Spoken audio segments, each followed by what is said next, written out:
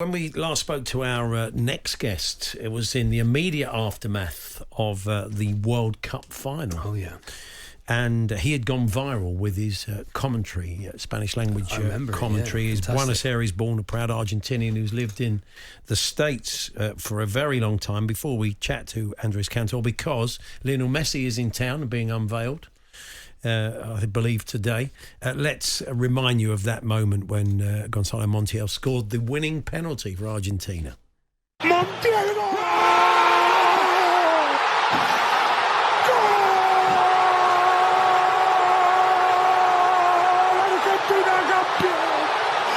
Argentina campeón del mundo! Argentina campeón del mundo! Argentina campeón del mundo! Wonderful, good stuff, beautiful. At which point the referee said, "You have to take that again." Retake it. Yeah. Thankfully not. Yes, Andres joins us now. Hi, Andres. Andres. Good afternoon to you guys. Yeah. Thanks for the introduction. Did that cross your mind that they said, it's a retake? Somebody? No. Of course not. When I saw the Argentinian players going to hug everybody, I said, no, it's over. Yeah. Now, this is, obviously, I'm sure you were following what was going to happen with Lionel Messi after he left PSG, and there was a lot of options open to him. And there was even that prospect of going back to Newell's, which seemed unlikely, or going to Saudi.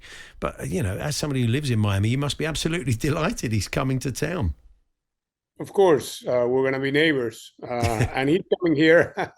He's coming here 6 months after winning the World Cup, which is not a small thing. Usually MLS is seen as a league where, players come after their better days. Obviously, Messi has been on top of the world for the last, 18, 19 years. And I think he still has a couple of good years in him. He wants to play Copa America. And he decided to join Inter Miami and MLS, for probably what will be his last team in his career.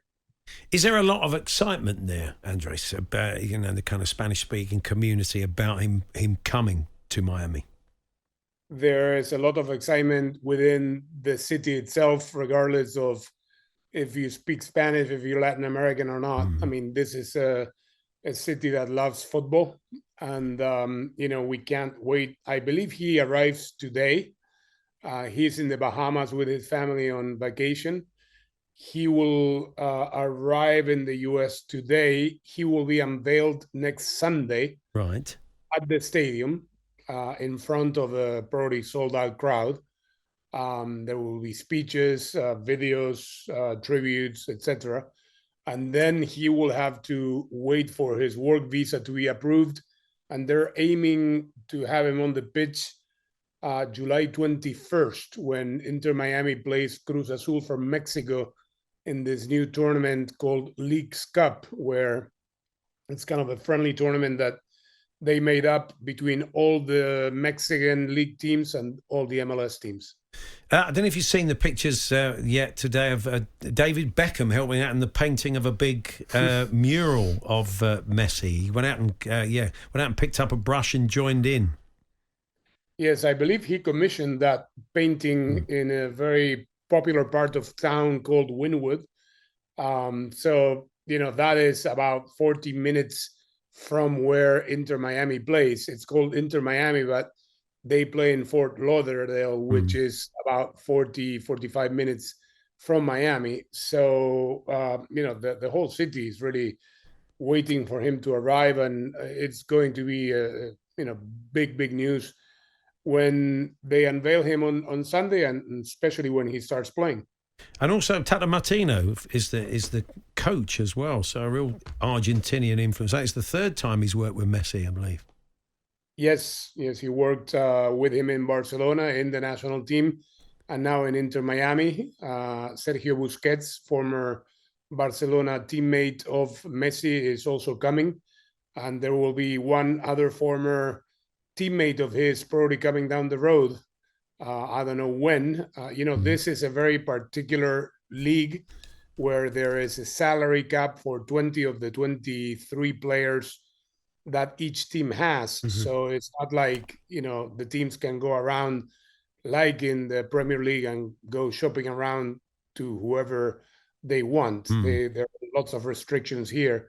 So we will see how they assemble a better team for him, because I believe this season is almost lost. Inter Miami is dead last in their conference. Yeah, that sounds like they need him. And will you be commentating again, Andreas? I'm assuming that wasn't the end of your commentary career, then winning the World Cup. I commentate on the Premier League every weekend. Fantastic. We also have at Telemundo the FIFA Women's World Cup. I'm actually this evening on my way to Australia and New Zealand. So yeah, I keep busy all year round. Fabulous. And how often have your paths crossed, you and Lionel Messi, over the years? Not much, really. I mean, I've called many of his games in the national team and the world stage.